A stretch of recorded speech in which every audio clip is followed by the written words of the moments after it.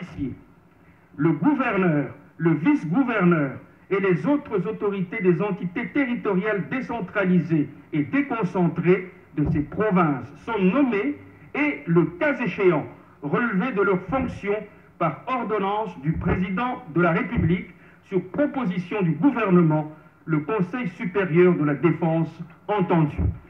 Les gouvernements provinciaux ainsi que les assemblées provinciales des dites provinces, telles que définies à l'article 198 de la Constitution, sont suspendues et leurs prérogatives sont transférées aux autorités militaires provinciales visées à l'alinéa précédent.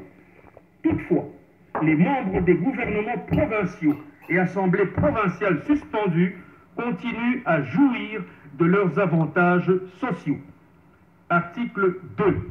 Les autorités des provinces appliquent les lois et règlements de la République pour faire face à la situation et assurent le bien-être collectif aux populations de leur province.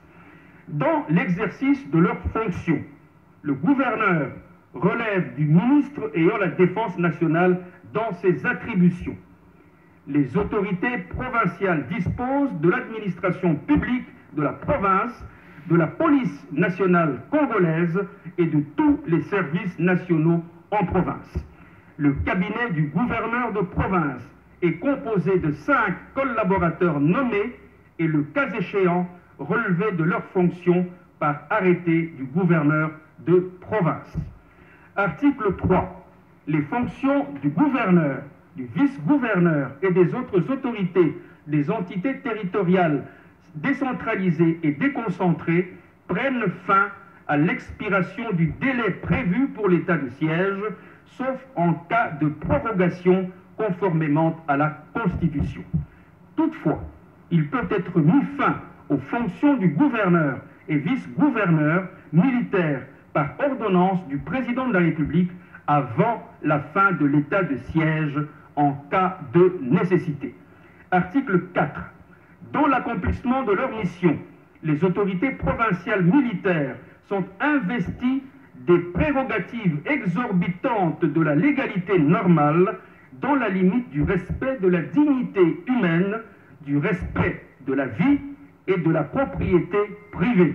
Elles ont notamment le pouvoir de faire des perquisitions de jour et de nuit dans les domiciles, éloigner les repris de justice et les individus qui n'ont pas leur domicile dans les lieux soumis à l'état de siège, rechercher et ordonner la remise des armes et des munitions, interdire les publications et les réunions qu'elles jugent de nature à exciter ou à porter atteinte à l'ordre public, interdire la circulation des personnes ou des véhicules dans les lieux et heures qu'elles fixent, instituer par décision des zones de protection ou de sécurité où le séjour des personnes est réglementé, interdire le séjour dans toute ou partie de la province